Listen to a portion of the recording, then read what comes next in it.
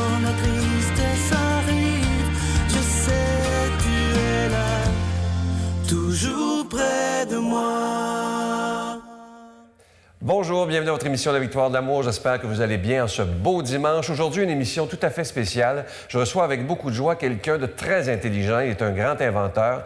Et en 2005, peut-être vous en avez entendu parler à l'époque, ça a fait les médias, il a été arrêté pour avoir cultivé beaucoup de cannabis. Il s'agit de Daniel Lepage. Et on va beaucoup parler de son enfant aussi, où on parle d'un livre qui s'intitule « Mon papa en prison ». Vous allez voir, c'est toute une histoire. L'homélie sera fait par l'abbé David Vincent, une magnifique chanson avec Joanne Bluteau et la chronique habituelle avec notre ami de Paris, le père Michel Marie. Bonjour Daniel. Bonjour. Merci d'être là. J'aimerais qu'on recule dans le temps. D'où ça vous vient, ce talent d'inventeur, une intelligence différente et supérieure probablement? C'est une très bonne question. J'ai pas de réponse à ça. Ah non? Non. Même petit, vous étiez... J'étais surtout bricoleur. Moi, j'étais un bricoleur. J'avais à l'âge de 13 ans, puis je faisais des petits bateaux. Ça a commencé, il y avait différentes grosseurs, mais j'en ai fait de multiples. Ah oui? J'ai toujours été un bricoleur. Un bon bricoleur, d'ailleurs. J'ai toujours bien aimé ça. Oui. Et qu'est-ce qui fait quand, dans les années 2000, j'avais décidé de cultiver du cannabis, mais avec des machines tellement sophistiquées pour l'époque? C'était pour faire de l'argent, évidemment. Là. C'est la première des raisons. La première et la seule raison pour que j'ai fait pousser du cannabis, parce que de par mon métier, je réparais des bateaux. Et l'hiver, j'avais pas d'atelier, donc j'allais dans le sud l'hiver. Et il y a des choses que j'aime pas vraiment parler, mais à un moment donné, je me suis associé avec quelqu'un pour avoir un atelier, avoir mon atelier à moi. Puis comme ça me prenait quand même assez d'espace pour réparer des bateaux. Et finalement, c'était pas une bonne association. Et puis je me suis ramassé à faire pousser du cannabis par cette histoire-là. C'est une expérience difficile que j'ai vécue. Très exigeante et beaucoup de trahison dans toute cette expérience-là. Et quand vous avez été arrêté en 2005, oui. Est-ce que j'ai bien lu dans mon rapport de recherche que quand vous avez vu les policiers, vous avez dit « c'est une bénédiction ». Oui, effectivement. Pourquoi vous avez dit ça? C'est assez spécial parce que quand ils ont sonné à la porte, mais il y en avait un. Il y avait un camion avec un individu. Je savais pas que c'était des policiers. Puis si je t'avais su que c'était des policiers, j'aurais pas ouvert la porte. Hein? C'est ça. Et mais là, après quelques minutes, ordinairement, les gens rentrent dans mon atelier, le temps qu'ils se stationnent et tout, mais là, ils rentraient pas, fait que je suis sorti dehors. Là, il y avait une vingtaine de policiers. C'est comme... J'ai dit, c'est une bénédiction parce que quand on rentre dans le milieu criminel, on met la main dans l'engrenage, mais c'est assez facile que tout le corps y passe. Ah oui. C'est ça, on devient pris dans ce genre de milieu-là. Et même si moi, j'étais vraiment loin du milieu, on est quand même dans ce genre de business-là. Votre moment, c'est toujours précieux. Comment elle a réagi de voir son gars sur la place publique comme ça? Ah, c'est tout un choc. C'est tout un choc. C'est pas un événement qui est drôle, ni pour tous ceux que je connais, tous mes amis. J'en ai plusieurs, je suis très bien entouré. Et heureusement, parce que c'est à cause de ça, je suis à bout de passer à travers de toute l'expérience. J'ai été 7 ans en procès, c'est longtemps. 7 ans dans une vie, c'est long, hein? Oui, c'est assez long, oui, c'est ça. Mais ça a permis aussi de changer l'homme que j'étais, de plus être là à courir pour faire de l'argent. Ce que je voulais. J'en voulais de l'argent. J'en voulais pas tant que ça. Moi, je me serais très bien contenté de 5 millions dans mon compte de banque. Mais là, j'en avais 2, mais j'étais comme, il m'en manque encore 3. Mais c'est comme, à 5 millions, moi, j'étais à l'aise.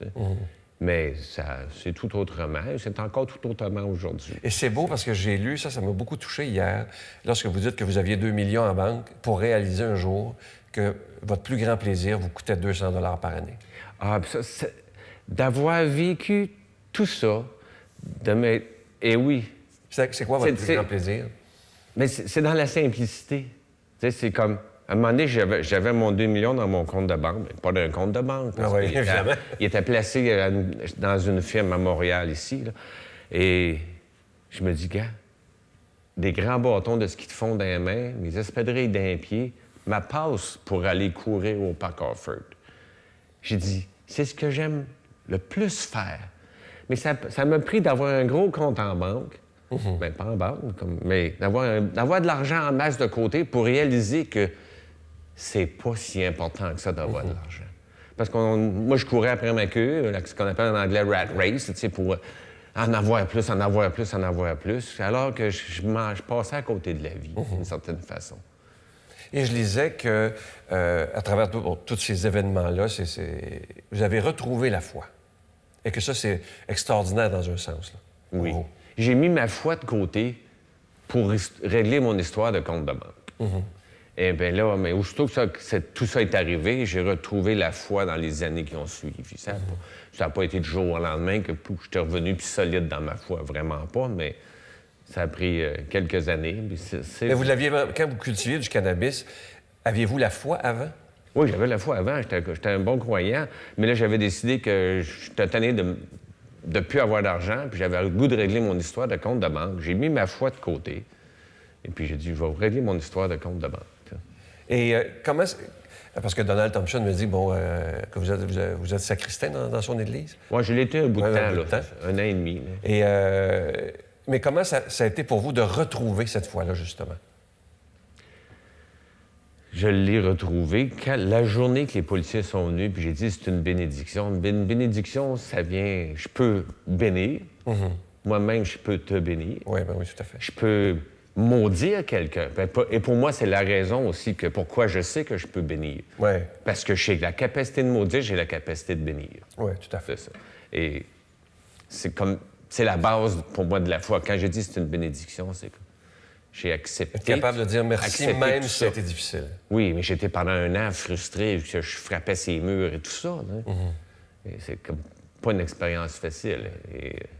Et quand j'étais allé en prison, bien là, la raison de tout ça, c'est que 7 ans plus tard, mon fils avait... Bien, j'ai été une fois pendant un mois de temps, où la première chose quand je suis arrivé avec on était 2 dans la cellule avec un colocataire, et j'étais pour être là pendant un petit bout de temps, je voulais aller à la bibliothèque, mais il y en avait pour une semaine. J'ai dit, t'aurais-tu un livre à me prêter? Hein? Bien, il me tend un livre, il y en avait 6-7 livres. Il en prend un, puis il dit, veux-tu lire celui-là? Hein? Je prends le livre, c'est Lâcher prise. J'ai dit, bon, c'est ça. C'est ça que j'ai besoin comme homme, de juste lâcher prise, relâcher, puis arrêter de toujours courir, puis courir, puis courir. Juste de le laisser aller, puis de vivre ça dans ma foi. Au lieu de toujours essayer de retenir, non, c'est comme vis l'expérience dans ta foi, Daniel. C'est ça. C'est beau, ça.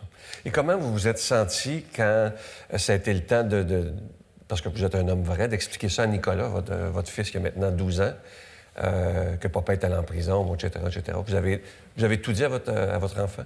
Oh oui, mon gars, il était au courant de tout ça. Ouais. Et il était au courant aussi qu'il avait 5 ans, puis il savait que j'avais fait pousser du cannabis. Il était au courant de tout ça, lui-là. Et quand j'étais dans la prison la première fois, où j'ai lu le livre, le Lâcher prise, là. Mais à un moment donné, je savais que j'étais pour être libéré, parce que mon avocat a travaillé et tout, puis j'étais pour être libéré. Puis là, j'ai dit, j'ai pas d'outils pour parler à mon gars. J'ai dit, il y a des questions, là, il a vécu quelque chose le temps que j'étais en prison. Parce que moi, j'étais convaincu que j'allais pas en prison. J'ai dit à mon gars, mais non, je vais pas en prison, là, tu sais, là. J'ai comme, oui, j'ai fait pousser du cannabis, mais de l'autre côté, ça a été fait de façon illégale. Une longue histoire. Fait que j'étais convaincu que j'allais pas là. Mais là, mon gars, il a vécu quelque chose de dramatique. Il a perdu son père, lui, là. Et j'ai écrit un premier livre. C'est mignon, d'ailleurs, hein? Et dans le premier livre, celui-là, c'est le deuxième, là, c'est mon papa en prison, mon expérience, mais c'est ma photo de ma face, puis c'est moi qui est en arrière des bords. Et dans le premier livre, j'avais écrit « Dans ton cœur, as-tu pensé que ton papa ne reviendrait plus? » Et là, puis qui à côté, c'était marqué « oui » ou « non ». J'avais il y avait toute la panoplie des couleurs. J'étais marié avec une psychologue, donc, travailler avec les enfants, tout ça. Il y avait toute la panoplie des couleurs pour choisir si c'est beau, mais tu mets ça dans des couleurs plus vives. Puis il a pris le crayon feu noir. Il a entouré. As-tu pensé que ton papa ne reviendrait plus? Oui. Ah oui. Il pensait avoir perdu son père, lui, là. Ah oui. C'est ça, les trahisons que... Moi, quand j'ai commencé ça, j'avais aucune idée de ce que ça pourrait amener. Trahison de ma mère, trahison de ma famille, de tout ça. Il n'y avait personne qui avait idée que j'avais fait ça. Et c'est ça qui est un élément difficile. Et quand je suis sorti de prison, mais là, mon gars, on a pris du temps ensemble. Et puis, il répondait quand il y avait le goût aux questions. Il y avait Et la deuxième fois, quand je suis allé pour le vrai, mais là, j'ai demandé, j'ai dit, t'aimerais ça que je te réécrive un autre livre comme l'autre que je t'avais écrit? Fait qu'il a dit oui. Il était satisfait du cheminement qu'on a fait, moi et lui, ensemble, de parler d'un événement très difficile pour lui. C'était très difficile parce qu'on n'a pas pu se parler. Avez-vous réussi à vous pardonner? Ça, c'est ça qui est le plus tough. J'ai pardonné à la personne, au délateur, la personne que je connais très bien, que j'aime beaucoup, que j'aime encore malgré tout ça. J'ai de la misère à me pardonner. Ah oui. Je me pardonne pas sur toutes les facettes. Mais en tout cas, moi, ce que je vois en vous, je vous connais pas, mais c'est tellement une bonne personne. Et ça nous prouve... Moi, j'aime beaucoup, une des phrases que j'aime le plus de Jésus, c'est « Ne jugez pas ». Parce qu'on ne sait pas qu'est-ce qu'il y a en arrière de l'homme. Et là, je vois un homme qui est humain, qui a fait une erreur. On peut tous en faire. En tout cas, Nicolas, je pense qu'il a un papa magnifique. Et je veux vous offrir une très belle chanson. Je l'ai choisie pour vous, sans vous connaître. Ça s'appelle « La Grande Quête » d'Alexandre Poulain. Et c'est interprété par Joanne Bluteau. Merci de tout cœur de vous être déplacé de Toronto, d'ailleurs. Ça fait plaisir.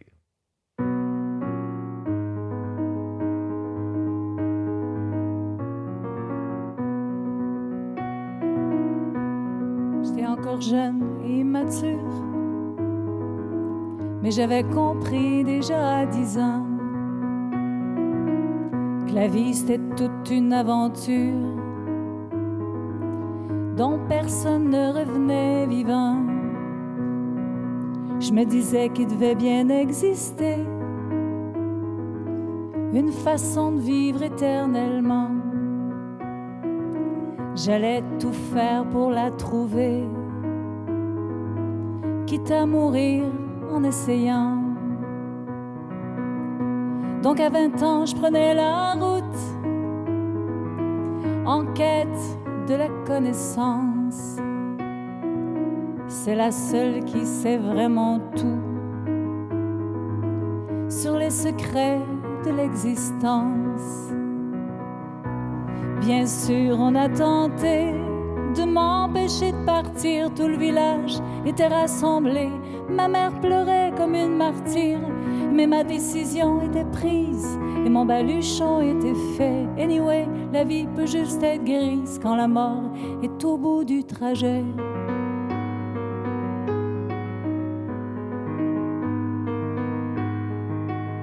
J'ai vite trouvé sur mon chemin celle qu'on appelle la destinée. Pendant que je cachais dans ma main le fruit du hasard entamé, elle m'a dit: tu te détournes de ta route, des belles choses que je t'ai semées, il est encore temps de les cueillir toutes. Prends ma main, je vais t'y ramener. J'ai gentiment décliné l'offre en glissant le hasard dans ma poche. À quoi bon suivre son destin si la mort t'attend à la fin?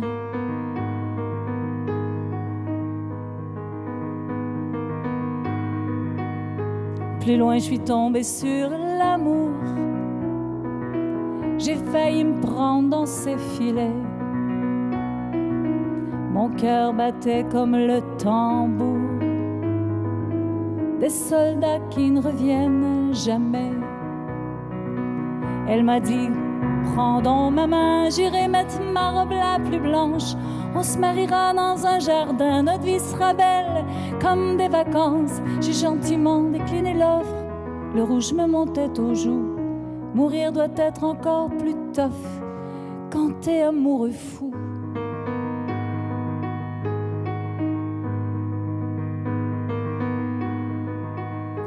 Encore plus loin sur mon parcours, je suis tombée sur le bonheur. Sa voix, je m'en souviendrai toujours, était si belle qu'elle faisait peur. Il m'a dit, je sais pas ce que tu cherches, mais sache que tu le cherches pour rien, puisque la seule vraie richesse, c'est le bonheur, puis là tu me tiens. J'ai gentiment décliné l'offre cette fois, en hésitant un peu. Déjà, l'indépendance était rough, le bonheur me rendait heureux.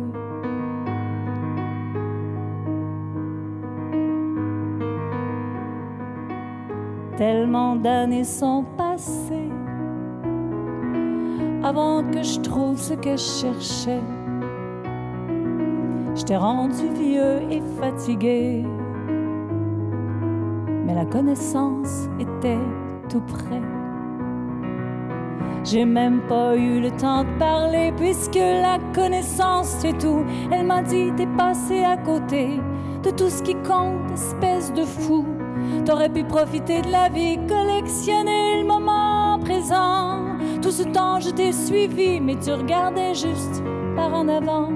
Et comme t'as tout perdu, ben je vais te le dire, ce que tu cherches. Et quand t'auras attendu, je te présenterai la tristesse.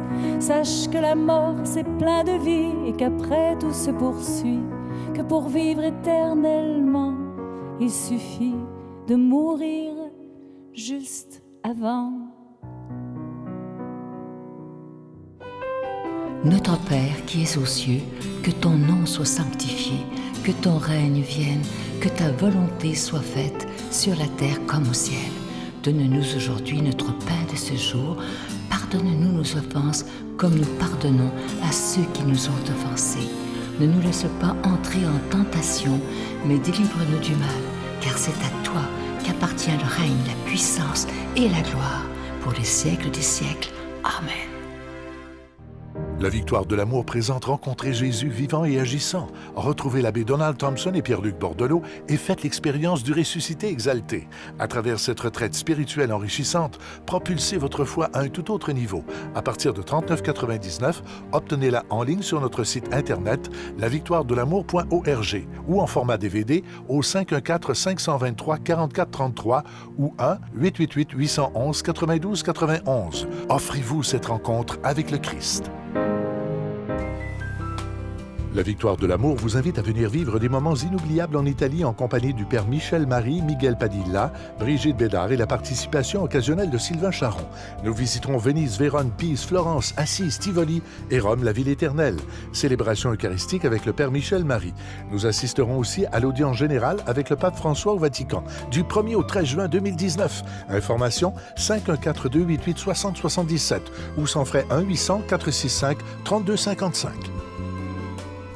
Si vous saviez comment je suis content de vous présenter le cadeau du mois de février, c'est absolument extraordinaire. Il s'agit d'un CD, d'un chapelet médité avec nul autre que Marie-Jeanne Fontaine. Imaginez cette jeune qui travaille avec nous depuis déjà un petit moment. Elle n'a que 20 ans et moi, ce qui m'impressionne d'elle, c'est sa profondeur. Et lorsque j'ai écouté ce chapelet-là médité, je dois vous dire que ça m'a tellement aidé à prier. En plus, elle a une voix magnifique. Elle nous interprète 3 chansons à Marie sur le CD. Et moi, je vous le dis, faites-vous ce cadeau-là. Vous pouvez l'écouter avant de vous coucher, vous pouvez l'écouter le matin, ça commence bien une journée. D'autres vont l'écouter dans leur auto. Mais je vous dis, c'est un beau moment d'intériorité avec Marie-Jeanne. Et ça nous prouve à quel point c'est pas vrai que la jeunesse n'a pas la foi.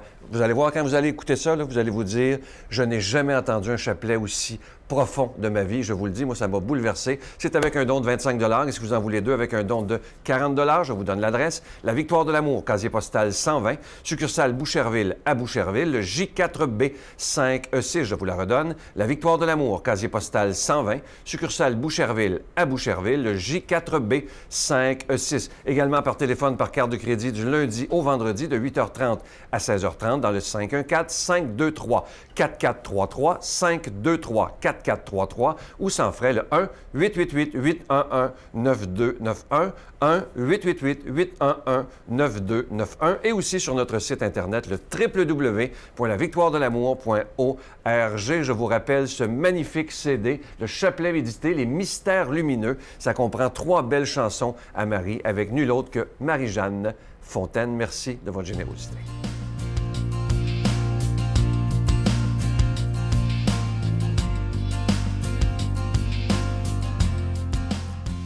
Si on est atteint d'une maladie dont on sait la fin douloureuse et que l'on envisage alors le suicide assisté, en somme l'euthanasie, doit-on confesser cela? C'est là une question bien délicate à laquelle je vais tenter de répondre. Lorsqu'on vous annonce qu'une maladie qui conduit inéluctablement à la mort vous étreint, c'est un coup de boutoir qui vient blesser votre être et le faire trembler. On a beau avoir la foi en la vie éternelle, quand on sait que bientôt on devra quitter la vie présente, c'est un choc immense qui vient ébranler notre psychisme. D'abord, il convient de se dire que rien n'est jamais perdu. Si vous qui m'écoutez, vous êtes atteint d'une maladie grave, gardez espoir. Il y a parfois des renversements étonnants qui défient la science et qui la déroutent. Donc, confiance. Ce point bien établi, si vous gardez vos raisons de vivre, si vous continuez à vous battre pour une cause qui vous occupe, vous allez prolonger votre vie, je vous le jure. J'ai connu par exemple une maman qui souffrait d'un cancer à l'allure foudroyante et qui a vécu encore des années contre la prévision des médecins, tant elle était préoccupée par l'avenir de son enfant. Il faut donc continuer d'espérer et de garder autant que faire se peut les activités qui nous tiennent et qui nous réjouissent. La prière, c'est-à-dire le recours à Dieu, communique à l'âme et au corps une force considérable. En ce cas, vous n'êtes plus seul à vous battre. Dieu est à vos côtés, que dis-je, il est en vous. Avant de songer à se suicider, songeons d'abord à vivre, car on ne fait pas perdre de temps à l'éternité en restant le plus longtemps possible sur cette terre. Un autre point, certaines maladies conduisent l'entourage à devoir ne pas quitter d'une seconde la personne malade. Et on peut avoir l'impression que l'on gêne la vie des autres. En vérité, je vous le dis, on ne les gêne pas, on les sauve. En exerçant leur patience, en les obligeant à ne pas penser qu'à eux-mêmes, on les appelle à l'amour. Et leur vie s'en retrouve transformée. Voyez qu'il y a beaucoup d'avantages à rester le plus longtemps possible ici-bas. Mais en même temps, je peux comprendre que certaines personnes pensent à se supprimer quand elles songent à ce qui les attend. Nos frères qui ont mis fin à leur vie méritent notre respect et notre compréhension. Mais ce n'est pas pour autant la solution. Le suicide crée dans l'entourage des culpabilités et tout cela n'est pas bon. Leurs proches se disent inéluctablement « Je n'ai pas fait ce qu'il fallait, j'aurais dû », et le remords vient ronger les consciences et parfois sur 2 générations. Allez, tenons bon, je vous en prie, tenons jusqu'au bout. Donnons l'exemple du courage. Il n'est jamais trop tard pour mourir. À bientôt.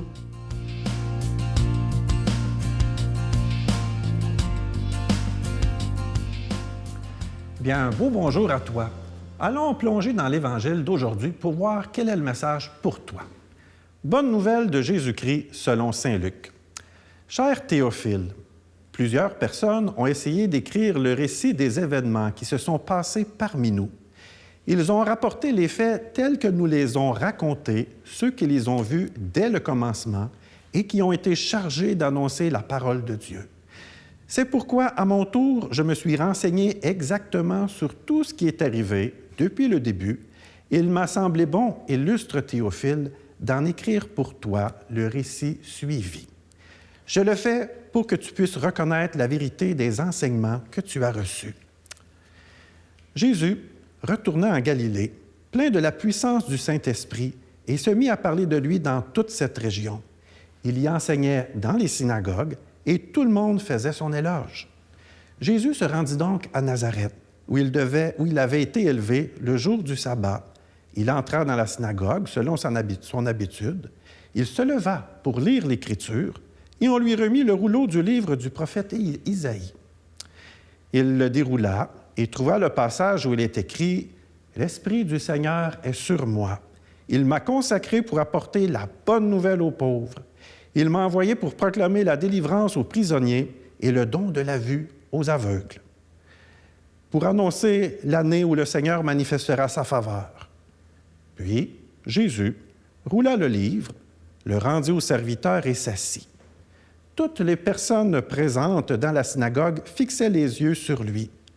Alors il se mit à leur dire, « Ce passage de l'Écriture est réalisé aujourd'hui pour vous qui m'écoutez. » Acclamons la parole de Dieu. J'ai le goût de te parler d'une de mes bonnes amies que je connais depuis super longtemps. Et il y a quelques années, elle avait rencontré un nouveau copain. Il s'appelait Antoine, puis mon amie s'appelle Carole. Alors, pour me faire connaître son nouveau copain, elle m'avait invité à partager un repas à la maison. Et puis, en préparant ma venue, mon amie Carole avait simplement demandé à son copain Antoine de peut-être enlever le Coran qu'il avait reçu en cadeau d'un de ses amis sur la table qu'il y avait dans le salon. Et puis, le copain de mon amie Carole, Antoine, lui dit, « On accueille David chez nous, il a beau être un prêtre, on l'accueille dans notre maison. Alors, il a à nous connaître tel que nous sommes. Mais s'il m'offre une Bible, je ne la refuserai pas. » Donc, je suis allé souper chez eux, j'ai eu l'occasion d'apprendre à mieux les connaître. Et puis, évidemment, à un moment donné, pendant la soirée, alors qu'Antoine était parti dans la cuisine, elle me glissa tout doucement à l'oreille, « David, si tu lui offres une Bible, il ne dira pas non. » Évidemment, quelques temps plus tard, j'ai acquis une Bible comme celle-ci. Elle s'appelle la The Bible. Elle a été spécialement, on pourrait dire, traduite pour les jeunes adultes.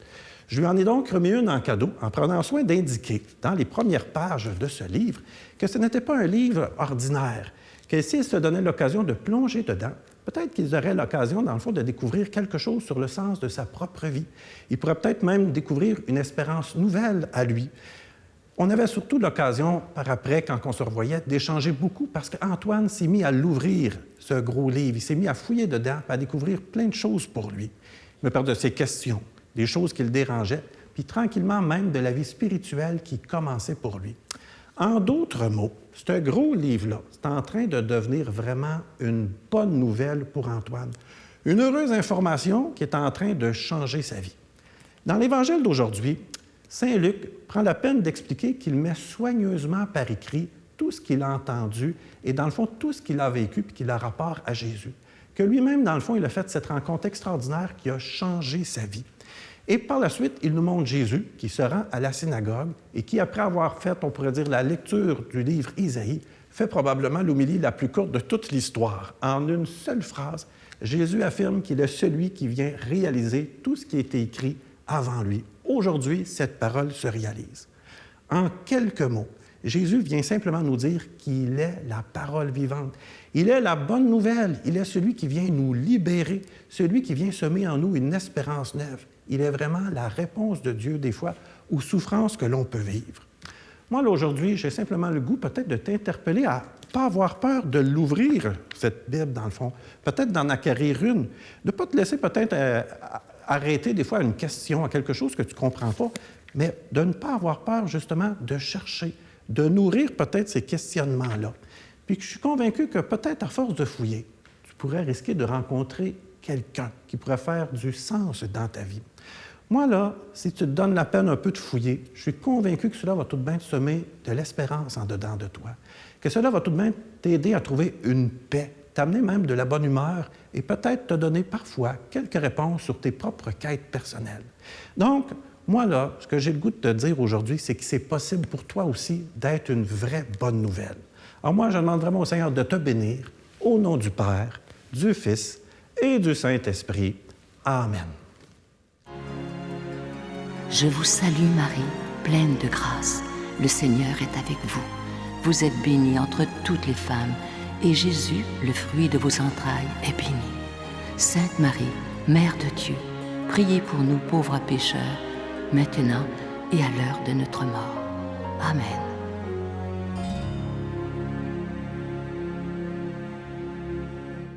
J'espère que cette émission vous a plu. Je prends le temps de remercier Daniel pour avoir ouvert son cœur de cette façon-là. Et ça nous prouve à quel point, et je le dis depuis plus de 23 ans, 24 ans bientôt, cette phrase de Jésus auquel je crois tellement, « Ne jugez pas, et vous ne serez pas jugés ». À demain. Bye.